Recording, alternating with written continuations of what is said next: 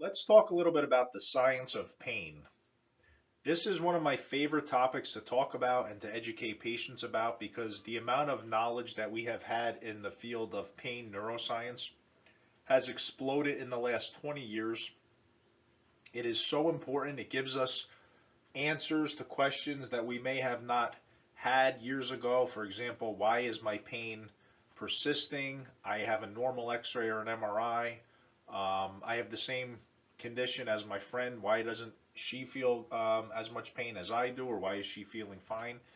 And understanding pain science is crucial, and the research has shown that it can actually be the first step in understanding your pain, the first step in a pain management process, and the first step in feeling better. Because I honestly believe if you don't know what's wrong with you, if you don't truly understand what's happening to your body, why your body is responding the way it is, you truly can't get better and get on a path to recovery.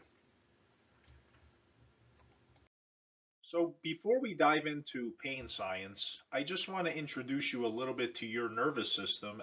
After all, your nervous system is the star player in all of our experiences, in all of our senses, and it controls the amount of pain we feel, when or if we will feel pain, and it's worth just giving a basic overview. So we have two main divisions: the central nervous system, which comprises the brain and the spinal cord. So pretty much the structures that are in the center of this model that we're looking at. And then we have the peripheral nervous system, which is basically all the nerves that come out and wrap around your chest, down your arms, down your legs. And our nervous system, our brain and spinal cord and the peripheral nerves, that's the way that we interact with and sample what's going on in our lives and respond to what's going on in our lives around us. The nervous system is the master coordinator of all of that. So pain is our body's alarm system. It is the ultimate system designed for protection. It motivates us to take action. So if we step on a nail and we hurt our foot, we have a cut, we don't want it to get infected, we take certain actions, we have certain reactions and feelings. All that is a genius response generated by the nervous system to protect us so our foot doesn't get infected. So we have the thoughts to address that. We know how to clean it out. We know that we should be maybe wearing shoes next time, looking down at the street next time. All of these things are a genius response, all geared for protection. It's very adaptive. If we didn't have pain, we would be in trouble. And in fact, there are some individuals born without the sensation of pain, and they actually have a kind of a destructive situation going on in their body as far as their joints. They don't know when they're in pain, so they don't know when to protect themselves and when to take action. That I have for you, where does pain come from? Is it something that our body makes, or is it something that our brain makes? And I kind of alluded to what the answer is in my opening, but the body, the back, the foot, or the ankle doesn't actually generate pain. The brain is actually what takes the information from the body and generates the pain experience. Because as we will see, the pain experience is very complex. Being that the brain is the central master coordinator, it has to coordinate multiple different things when we are in pain, something the body could never do. The body is just the messenger of the outside environment. So a good catchphrase is no brain, no pain. Pain is always generated by the brain, no matter how it feels, whether it feels sharp, shooting, aching, throbbing, no matter how long it's been there, whether it's just happened, you bent over to pick something up and you hurt your back, or the pain has been there for 20 years. The brain is always involved. And that's nothing new because the brain generates all of our experiences and all of our perceptions. So our eyes and our ears may transmit light waves and sound waves, but the brain is what's taking the information from those receptors and those nerves to make a coordinated picture. And it's working together with other areas in the brain, so we know what I'm looking at is a tree and not a dog, or is my spouse or sibling and not a rock. or it's letting us know we're listening to a bird versus listening to a dog barking. So again, it's taking the information, coordinating it with other areas, and presenting a perception or an experience to us. And that's no different than what happens in pain. It just hasn't always been presented to that in that way to us over the years. So let's explore a little bit about your pain alarm system. And as we said, your pain alarm system is there to protect you. Now, if we look at this picture, this man went to get up out of the chair and suddenly felt a sharp impulse of pain. And we could see he's in a lot of pain. He's having a facial expression. If we were to actually watch a video, we may see him limping. This may keep him up at night. He may be fearful about what's to happen. But let's take a little bit of an adventure inside his low back, right where he's holding. So if we look over here, we have the nerves in the back. They're kind of just sitting at a normal level, just hanging out, waiting for danger to strike. So right here is where they are at the normal level. Now he suddenly bent forward and he felt the pain. So what happens is those nerves detect a sudden stretch and they determine that something was threatened or there was something dangerous in the low back. So they suddenly woke up and increased their firing. And we can see here the message firing level went from 0 to 100 really quick. And if we look over here, we look at the alarm bells are all off now. Those nerves have woken up and they're sounding their signal. Well, that signal goes up the spinal cord into the brain. The brain gets the message and it's going to decide, well, was this a big pull that we had in our low back or was it minor? Can I ignore it? So it's almost like sometimes when you wake up, you may feel a little stiff, but the pain didn't come on. Or sometimes you may get up and feel excruciating pain. So let's say in this gentleman's case, the nerves in the low back woke up, increased their firing rate, they sounded the alarm, went to the brain, and now the brain has generated pain. You're in full pain mode. And we see here, those nerves are extra sensitive, right on the right side here. The bell is ringing. The low back hurts to touch. You can't sit or stand for too long. Everyone's on high alert. The brain's hearing the alarm that goes off. And as we're going to see, the brain is going to generate a master orchestra of coordination of things to happen to protect you. So just to summarize, the nerves in the back are sitting there dormant, waiting to detect danger. As soon as the danger is detected, it sounds the alarm, goes to the brain, and let's say in this case the brain makes pain. So from the minute that the brain has decided to produce pain to protect you, it's not just one area in the brain that causes the pain. Rather, multiple areas throughout the brain become linked and fire together in this pain experience. And to give you an idea of how the brain does this and links sensations with experiences, if you just close your eyes and maybe think about your favorite memory as a child. Now, what pops up in our mind is different for everybody, but we may think our favorite memory is going to a baseball game with one of our parents. And we may instantly have felt the excitement that we felt sitting at that baseball game. We may be able to smell the food in the background, hear the sound of the bat, hear the crowd roaring. All of those things, all of those different experiences that you just felt at once just from me asking you to think of your favorite childhood memory, whatever they were, are because that memory was linked together with other different areas in your brain. So when you went back into your brain filing cabinet of favorite childhood memory, you got all those experiences instantly. The database was all triggered and you had that experience instantly. Now with pain, the same thing happens. We're going to have the area of our brain that controls the sensation of our back fire. We're going to have the area of the brain that controls movements of the back firing, so we know to walk hunched forward so we don't sit and put more stress on the back.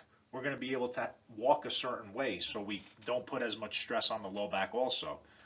We may trigger the memory center so we know next time I get off the chair, I should get off a different way. Or if we hurt our back picking something up, we know maybe to bend our knees so we don't round at the back with all that weight. And again, that's because the memory center lit up. We may get an emotional reaction. We may get very sad or upset. Different areas of the brain may be firing that relate to the future because we know we have a big game or a big match the next day, and now we know we're hurt. We're not going to be able to play in it. So all of these different things are going on. The brain is processing all this and it's coordinating things. There's other things in the brain and areas in the brain coordinating your stress response to increase your heart rate. There's some good pain chemicals floating around in the brain to maybe help you deal with the pain, because you know that sometimes after you get an initial episode of pain, later on the pain gets worse because those natural pain chemicals have worn off a little bit. So a lot of different things go on in this pain meeting, and that's crucial to understand. So the brain, just from the danger signals coming into the brain through the spinal cord and nerves, the brain decided it needs to protect you. So it generates all of this. So let's recap a little bit. We had the nerves in the low back, the nerves and the sensors that detect danger in the low back when there might be injury to the low back. We're sitting dormant and quiet as the man in the previous slide was going about his business, going about his day, until he bent forward and those nerves detected something they didn't like, so they sounded their alarm. And then right here where you see the red circle, the alarm activates and they increase their firing rate. They send signals, they send their alarm bells up to the brain, and now they're sending signals. And if you look over here at the bell, where those nerves were normal, they are now extra sensitive. So they're sending messages like crazy. The alarm bells are going on and on and on, and the brain is hearing that. So if we look over to the right here on a different graph where we see before pain, and we could see where those same nerves, where it says here normal excited level, and then if you look back over here to the left where it says normal excited level, where those nerves were calm and quiet before their alarm activated, we had lots of room for activities, this blue area on the left here. Now what does that mean for us? We were able to sit or stand or walk for as long as we want. We could pick up our children, we could have fun, we could live our life because the nerves are calm and we have all this room for activity. Now if we look where it says after pain here, the nerves in the back that fired are now extra sensitive, just like we saw here to the left. Once they increase their firing rate enough to send messages to the brain, they're extra sensitive. So those nerves now, they're not calm, they're on high alert. They're sitting right below this threshold of firing to the brain. Now what does that mean in real life? It means that now after pain, we can't sit as long. We can only sit for 5 minutes and then the alarm bells are going off to the brain, so the brain produces pain. We can't walk very far. We can't lay down without pain. We can't touch the area without pain. And again, this goes for whether the injury was new or old. After the injury, the area is sensitive. So after any injury, no matter if it's a bone, a muscle, or a ligament, immediately when that injury takes place, the body begins to heal itself. And it has predictable and definite phases of healing. And as you can see here on the left, we have the inflammatory phase, the repair phase or the proliferative phase, and the remodeling phase. And we could look down here on the bottom, those phases could take anywhere between days, weeks, and months to complete. But the point is, there is definitely a finite or a limited amount of time that the body will repair itself. So within 3 months, almost every tissue has repaired, and it will continue to be refined over time. But within 3 months, for the most part, the tissues are pretty well healed. So if we look over here on the right here we had before pain, like we talked about, before the injury. Then we had the injury itself where the man bent forward and triggered the danger signals that went up to the brain over here. And now we were really sensitive. So right now, this extra sensitive phase correlates with right about here, the bleeding and inflammatory phase.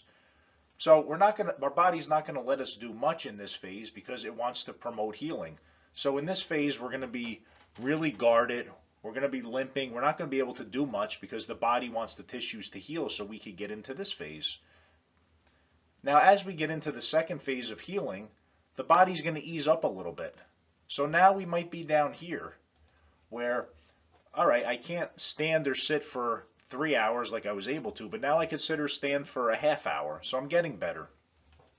As time passes, weeks pass, months pass, now we move into this third phase of healing.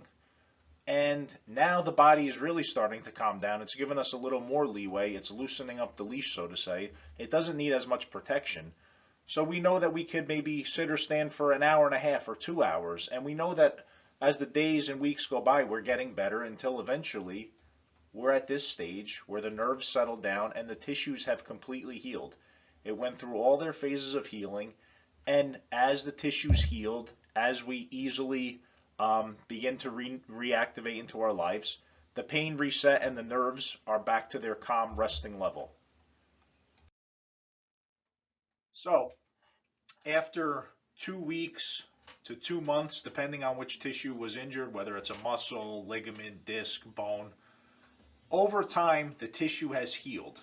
All tissues eventually heal within a finite time frame. So the tissues are happy, the brain is happy, everyone's happy, everybody's calm again. We're back to baseline. So everything we talked about up to this point described what happens in acute pain or a recent onset of pain. And over time, like we said, weeks and months, the tissue heals, the pain goes away. But for about 25% of patients, or 1 in 4 patients, the pain never goes away, meaning they had an injury and 6 months or 6 years later the pain is still there. Or they didn't even have an injury, they woke up one day with pain and they're still in pain. Well, let's take a look at what happens in persistent pain and how that differs than the acute pain that we just talked about. So no matter if you woke up with pain one day or the pain never went away, initially something woke up the nerves in your back and neck. The same process here happens. Something woke them up, they're sending their signals to the brain, and now the brain is hearing the alarm bells. So again, the nerves in your back or neck or whatever area was painful are sitting right below threshold. Instead of being all the way down here, they're all the way up here now. And again, like we said, that means you're not going to be able to do much. You're very sensitive. So instead of the pain subsiding as the tissue's healed, the pain and the brain is still getting the messages as if the nerves are detecting danger from the periphery. And in persistent pain, the alarm bells continue to sound for days, weeks, and months after the tissue's healed and years after the tissue heals.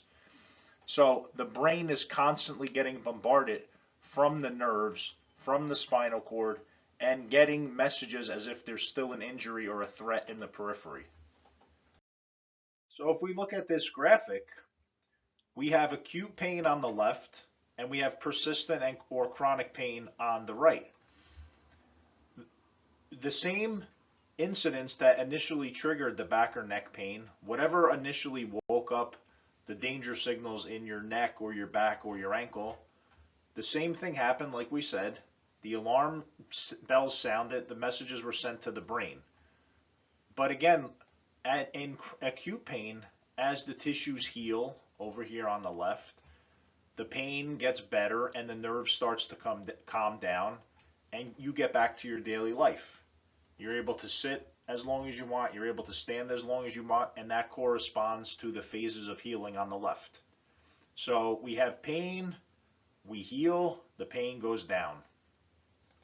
Now, what we said on the previous slide is in persistent pain, for 1 in 4 people, the pain never goes down in this direction. And actually, if we look over here to the right, as the time passes and the tissue heals, the pain goes up. And as we can see, here we are 3 months after injury on the right side. Now look on the left, 3 months after injury, we should be all the way down here and the pain level should be at that region. So in persistent pain, something is keeping the bells sounding The brain is consistently hearing the bells over and over and over, and it consistently thinks that something is wrong in the periphery. So chronic pain or persistent pain, the process is the exact opposite. Instead of less pain, more healing, we're getting more healing and more pain. And over time, you could see as time passes, as the pain gets worse, you get more anxious, more stress, your sleep is affected, you start to see multiple doctors, the panic really sets in. You start to do less and less because you're confused, you're not sure what is going on, you feel like you're hurting yourself, you feel like you're damaging, so you're less active. Then your health starts to decline, and we have this perfect storm that we see all the time in the office with patients that chronic pain is triggered by. So that is really important for us to understand what is actually going on in chronic pain and what the difference is between acute pain and chronic pain, because as you will see, they are treated vastly different, and the mechanisms, in a sense, are vastly different about what is going on with the patient. So this is your brain on pain. After the danger signals travel from the nerves up to the spinal cord and reaches the brain and gets associated in the different areas of the brain, like we previously mentioned, your different areas of the brain light up, and it's kind of distracting. And as we know, when we're in pain, we can't think as clearly, we're emotional, we're cranky, we're not sleeping. That's because the areas of the brain that are dedicated to those functions are serving double time. They're serving their function, plus they're getting kind of hacked and overwhelmed with the alarm signals from the body, and it's trying to deal with that. So over time, the brain does go back to normal, and everything does calm back down normally. Most of the time, that's what happens. And we look over here, and we can see that the brain is calm, everything's good, your emotions are back to normal, you're not as cranky, you're sleeping normally.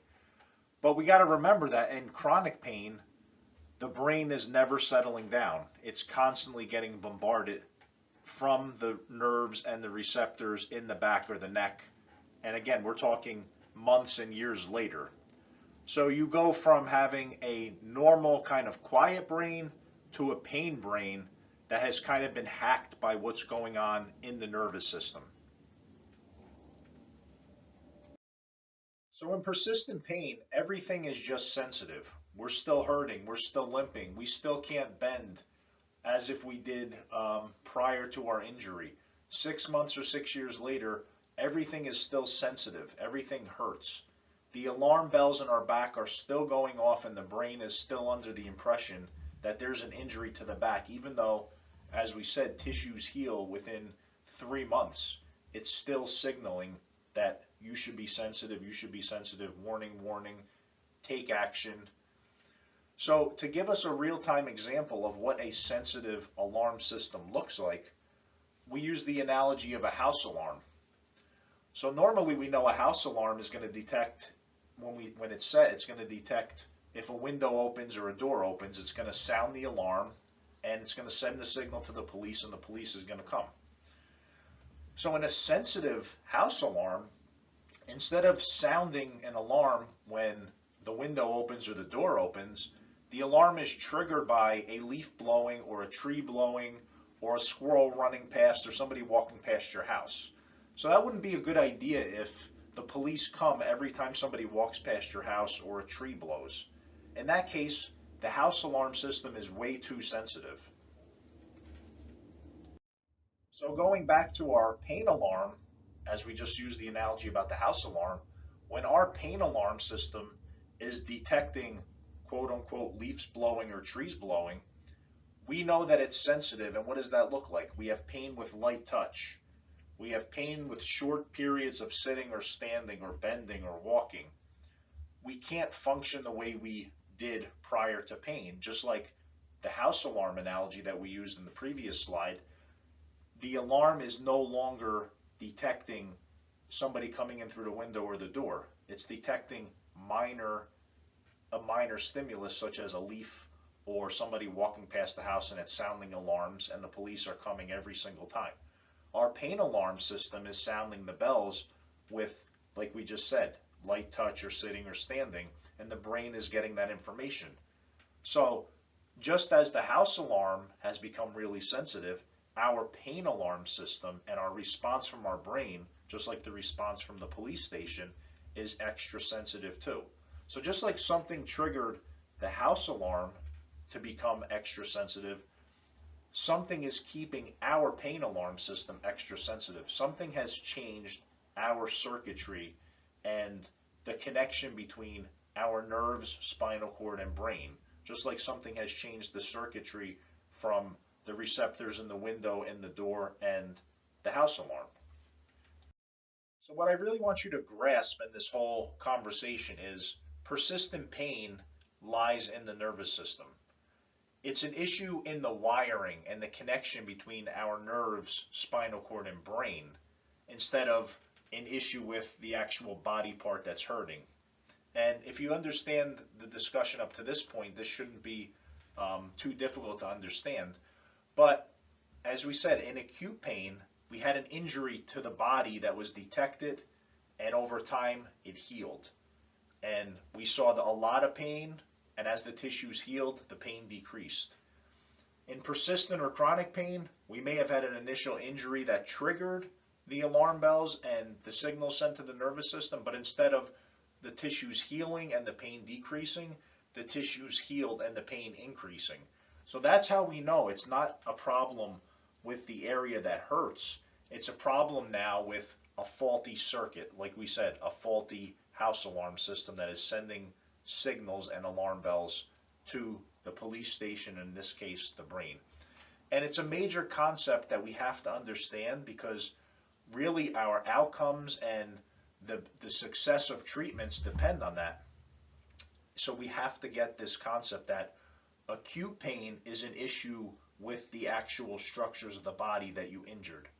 But pain 6 months or 6 years later, there's more involved, there's more going on than just what is the area of the body that's hurting. There's a problem with the processing of that pain, and there's changes within the brain and the nervous system that have to be understood.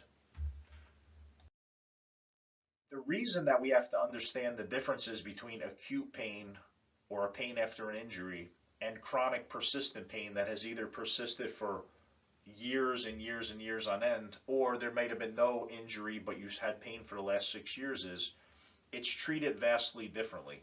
So if you have chest pain, and one reason you have chest pain is because you got hit with a ball, or one reason you have chest pain is you are having a heart attack, that's two very different situations and circumstances that require two different treatment approaches. So if you try to treat a heart attack the same way you would with a bruise on the chest from a ball, you're not going to have a good outcome. If you try to treat chronic and persistent pain and treat patients in chronic and persistent pain the way you would treat somebody in acute pain, that is not going to work. You're not going to have a good outcome. And vice versa, if you try to treat an acute pain a pain patient the way you would a chronic pain patient, they're not going to have an good outcome either, because even though the pain may be in the same region, the same location, the mechanisms and the cause of the pain is vastly different. So if we don't understand this, we're going to be looking for pain in the wrong place.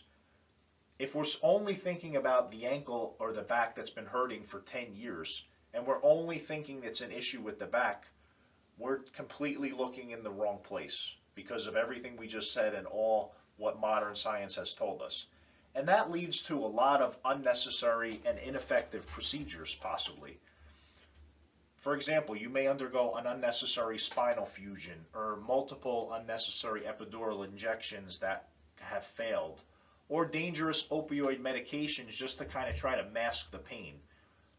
You may even undergo months and months or years of chiropractic treatment where they're manipulating your low back or massaging your low back. And all these things may feel good temporarily, but in the long term, they're not successful. And that's because the underlying drivers or the contributors to keeping your nerves in your back sensitive and the way your brain is processing those signals from your back has not been addressed. There's more going on to the situation than just looking at the back. So we can't take a narrow view and only look at the back.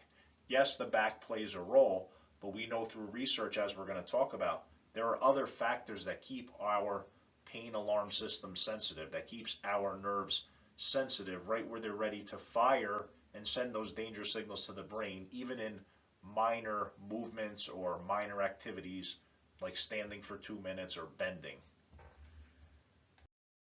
So what keeps our pain alarm system sensitive? Or in another way to ask the question, what are factors besides the area that hurts that keeps the pain persisting? Well, what the research shows is we actually have answers to that. One of the main factors that keeps pain on a high alert or is involved in pain processing is our emotions. And the two major emotions that have been identified in the research is depression and anxiety. So a lot of people that have had chronic back pain or neck pain, that pain alone may trigger depression and anxiety because you're sad that how you feel, you're anxious, you may not know what's wrong. But conversely, you can actually have an underlying depression, a mental health issue, and an anxiety disorder, which can be manifesting as pain. So sometimes people that are in chronic pain, when they manage the anxiety disorder or they manage the depression, the pain gets a lot better. So you could see that if you have back or neck pain, and we know these factors are at play, and you're only trying to massage the back or the neck, but you're not identifying an underlying depression or an underlying anxiety and giving strategies, whether it's natural strategies or medication, to address those things, you're not going to have a good outcome. Just like we said previously, these things are triggering the alarm, but you're trying to take care of a different issue, which isn't the main driver of the pain. And you could see you're not going to have a good outcome likely. Another area that's in the research that keeps our pain alarm system really sensitive, or keeps the nerves in your back or your neck really sensitive for months and years on end, is our cognitions. Because just like we have impulses from the body when we are injured, our thoughts and emotions are also impulses, and they get sent to the brain too for analysis. So if we're constantly thinking that we're in pain, so something must seriously be wrong, or you're in pain, you're going to end up in a wheelchair, or your mother had pain or your father had pain, I'm doomed, this is my genetics. All of these fearful, anxious thoughts actually have a significant role in the way you process pain. So if you've had pain ongoing for 6 years or 10 years, it may be beneficial to try to identify some of these thoughts or emotions that you are having, because again, what the research shows is these things can significantly impact and affect your outcome. And again, if they're overlooked and not addressed, the outcome or the likelihood of having a good outcome may not be as well, if any benefit at all. So if you're constantly thinking the worst, if you are always thinking, I can't move this way because I'm going to hurt myself, if you've been told different stories from your friends or your family that I had the same pain, I'm going to end up in a wheelchair, if all these things are kind of churning in your head, and you came to me and I said, okay, you're having neck pain, no problem, I'm going to massage you, I'm going to stretch you, go ahead on your way. You may feel great by the time you left here, but what is the likelihood in long term that you're going to have a benefit? You don't understand you may not understand what's going on because I didn't explain it to you. You feel like I just touched your neck, you're in severe pain, so you have all these thoughts like, oh, I must really be hurting, or he must be damaging my neck. I can't exercise because every time I move I'm in pain, I'm just going to rest and relax. So all these other things are going on and taking place beneath your consciousness. And again, what the research shows is this can affect and sensitize or make you more sensitive to pain. And they need to be identified and addressed. So thoughts, beliefs, and expectation, our cognitions, are major factors in a persistent or chronic pain patient. Another major factor is our lifestyle. If we're not eating properly, we're not exercising, we're not sleeping properly, if we're stressed to the max or smoking or if we're obese, these are all things that can actually make us more sensitive to feeling pain. And they're easy targets for pain and natural comprehensive pain management, because if we could eat better And if we're sleeping better and we're not smoking and we manage our stress, we have less overall inflammation in the body. We function better, our immune system's better, we're overall healthy so we can deal with the normal stresses of life and, again, significantly improve our pain. And finally, I put this last because the research shows that the findings that show up on an X-ray or an MRI, or the findings that are going on inside our joints, are not as relevant in chronic persistent pain as the emotional findings, the cognitive issues, the lifestyle factors. Yes, they all do play a role and the findings are important. But what we see through the research is there is a good amount of people that have almost the same X-ray or MRI findings as somebody that is in severe pain, yet these individuals don't have pain.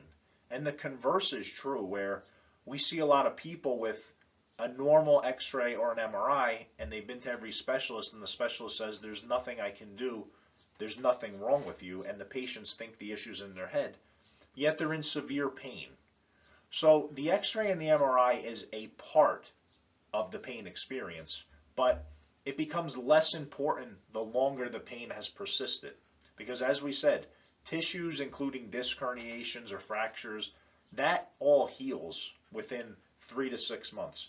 So if you've had pain for 6 years, there's more going on than the X-ray or the MRI. And like I said, the fact that we could find people in the population that have the same findings yet are not in pain, or no findings yet are in severe pain, that alone is just evidence for us to stop and think and say, wait, there's more to this pain thing than only looking at an image. And that's why we take into account what's going on with the image, but we treat the patient and their whole experience of pain and have an idea of the entire contributing factors to pain instead of only focusing on the X-ray or MRI.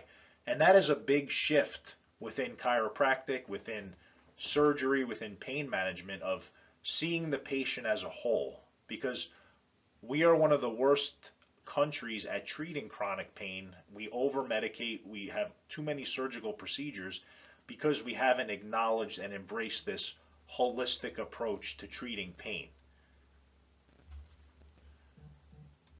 So as you can see, chronic or persistent pain is complex, and it is very difficult to treat, and that's why, as I said, in this country it hasn't been very successful and has led to the opioid crisis, because the truth is, as a whole, we're really not too good at treating chronic pain, because there's more to chronic pain than just masking the area that hurts.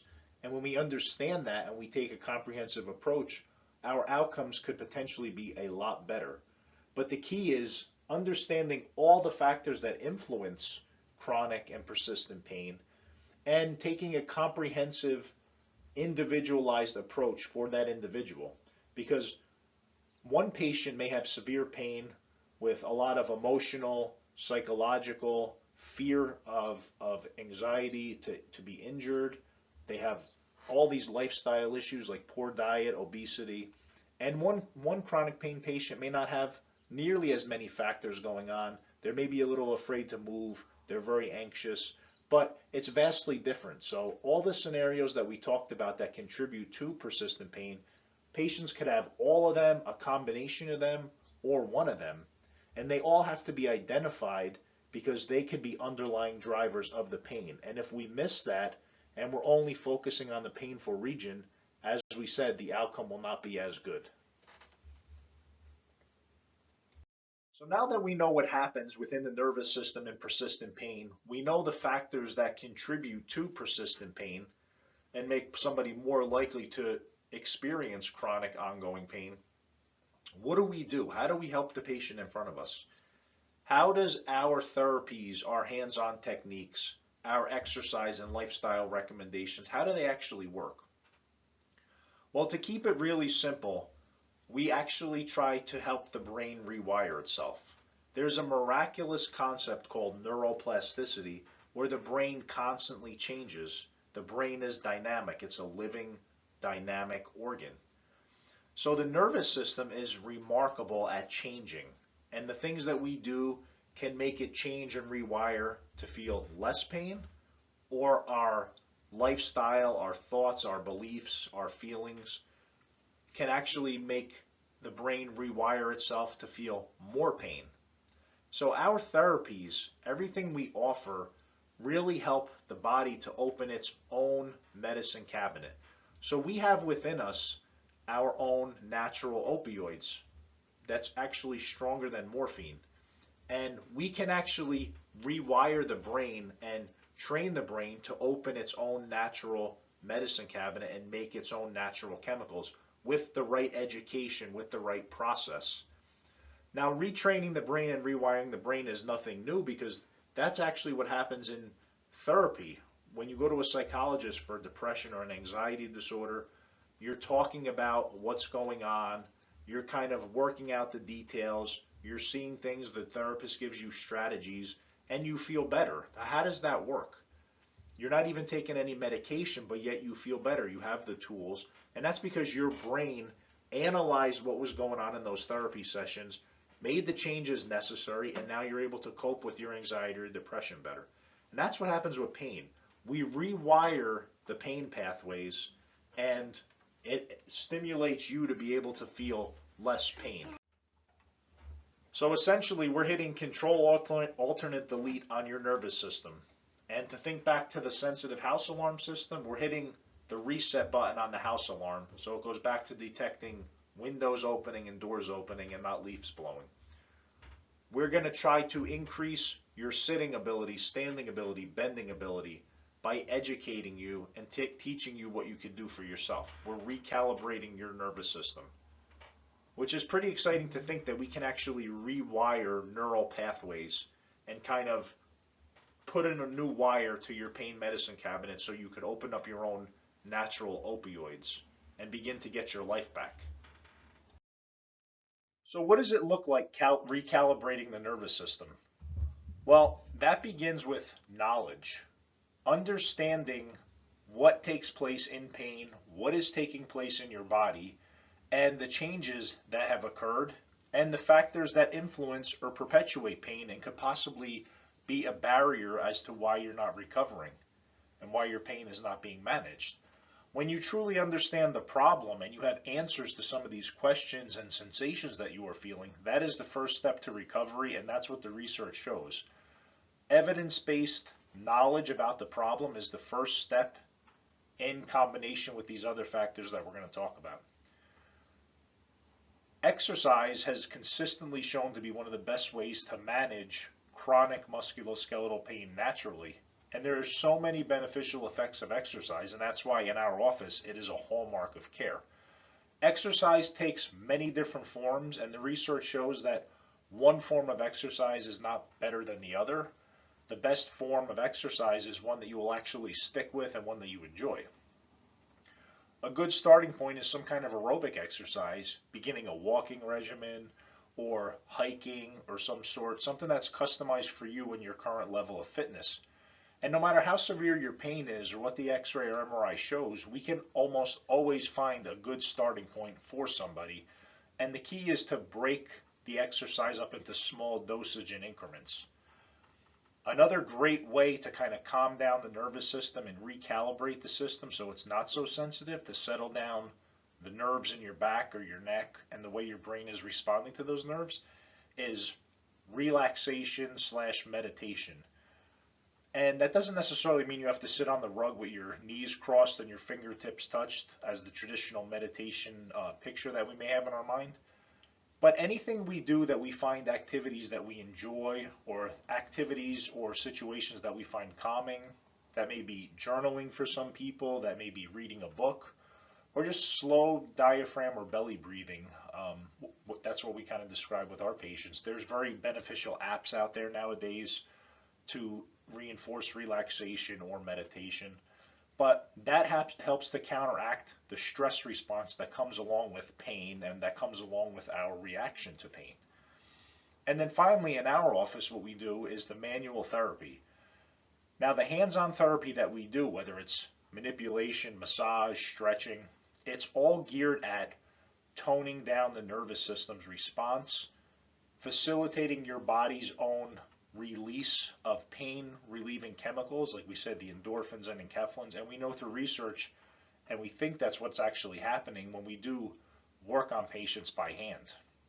It's very calming for the nervous system, and it's short-lived. If we only relied on the manual therapy or the touch therapy that we do in the office, chances are that the long-term outcome of your success is not going to be very good. It has to be reinforced with other lifestyle changes like stress reduction, diet, and sleep hygiene, in addition to an exercise regimen. So it has to be the complete package, but the hands-on therapy that we offer in our office is a starting point for that, and it can begin to calm down the nervous system as well.